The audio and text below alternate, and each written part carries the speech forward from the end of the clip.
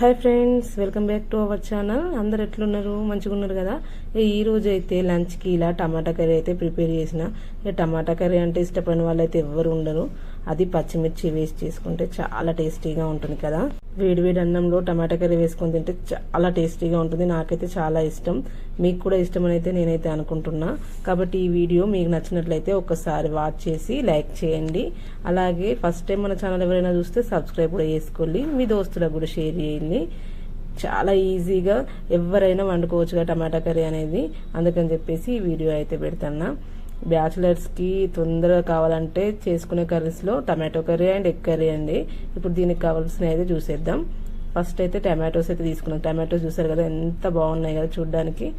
అలాగే పచ్చిమిర్చి, ఆనియన్స్ తీసుకున్నాను. వీటిని అయితే ఒకసారి మంచిగా కడుక్కుందాం. ఎవ్వి వెజిటేబుల్స్ వచ్చినా కొంచెం మంచిగా కడుక్కోండి. చూడండి, వాటి మంచిగా నీట్గా కడుక్కున్న తర్వాత మనం కట్ చేసుకోవాలి. ఇలా ఒక 2-3 టైమ్స్ మంచిగా వాష్ చేసుకున్న తర్వాత చూసారు కదా, టమాటోస్ అయితే అలా సన్నం తరుక్కున్నాను. అలాగే ఉల్లిగడ్డ, కొత్తిమీర, పచ్చిమిర్చి. నేను టమాటో కర్రీలో మాత్రం ఎల్లిపాయలు మాత్రమే వేసుకుంటానండి దంచుకొని. అలాగే కొంచెం కరివేపాకు. అలాగే స్టవ్ వెలిగించుకొని దానిపైన ఒక కడాయి అయితే పెట్టేసుకున్నా. కొంచెం మందపాటి కడాయి పెట్టుకుంటే ఏంటంటే మన కర్రీస్ అనేవి మాడిపోకుండా ఉంటవి. అందుకని చెప్పేసి నేను కొంచెం మందమున్న కడాయిలే పెట్టుకుంటాను అన్నమాట కర్రీ చేయడానికి. దీనిలో ఒక 2 పావుల నూనె అయితే పోసిన. ఇప్పుడైతే ఆవాలు వేసుకోవాలి. అట్లనే జీలకర్ర కూడా వేసుకుంటున్నా. ఇవి మంచిగా గోలిన తర్వాతనే మనం పచ్చిమిర్చి వేసుకొని కొంచెం సాల్ట్ అనేది వేసుకుందాం వాటిలో. చూసారు కదా, పచ్చిమిర్చి వేసిన వెంటనే సాల్ట్ అనేది కంపల్సరీ నేనైతే వేసుకుంటాను. నాకు అలవాటు అయిపోయింది అది. ఇక తర్వాత మనం ఆనియన్స్ వేసుకోవచ్చు. కావాలంటే కరివేపాకు కూడా వేసుకోండి ముందు. నేనైతే ఆనియన్స్ అయితే వేసుకుంటాను. చూడండి, ఆనియన్స్ కూడా మంచిగా వేగిన తర్వాతనే కరివేపాకు వేసుకుంటున్నా. కరివేపాకు కూడా వేసేసుకొని మంచిగా ఒక్కసారి కలిపేసుకోండి. ఇప్పుడైతే మనం ఎల్లిపాయ ముద్ద దంచి పెట్టుకున్నాం కదా కచ్చా పచ్చగా, అది వేసేసుకుంటున్నా. అల్లం ఎల్లిగడ్డ కన్నా ఎల్లిపాయ వేసుకుంటే కర్రీ టేస్ట్ అనేది మస్తు వస్తుంది. కాబట్టి నేను ఎల్లిపాయనే వాడుకుంటా టమాటో కర్రీస్కి. అలాగే పప్పులోకి కూడా నేను అంటే మన సప్పడపప్పు వేసుకుంటాం కదా, దానిలో కూడా ఎల్లిపాయనే వేసుకుంటాము. మీరు కూడా ఎల్లిపాయ వేసుకుని చూడండి, చాలా మంచి స్మెల్ అయితే వస్తుంది ఎల్లిపాయ గోలిన కొద్దీ. ఇప్పుడైతే కొంచెం పసుపు ఉంటుంది కదా, అది కూడా యాడ్ చేసుకుంటున్నా. టమాటో కర్రీ పచ్చిమిర్చి వేసుకొని చేస్తే ఒక టేస్ట్ ఉంటుంది, కారంతో చేస్తే ఒక టేస్ట్ ఉంటుంది.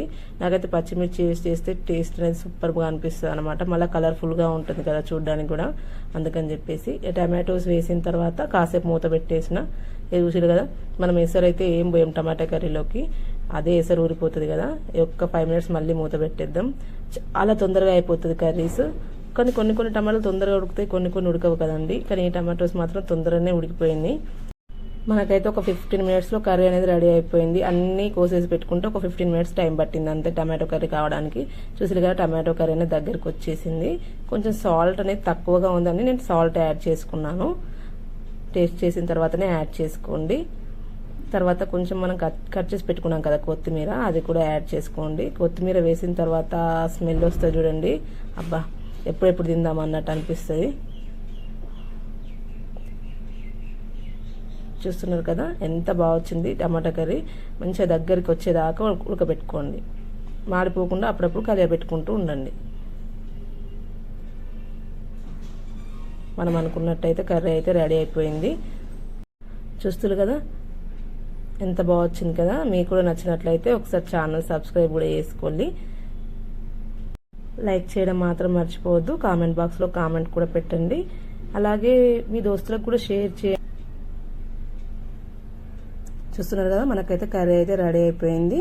Thank you for watching.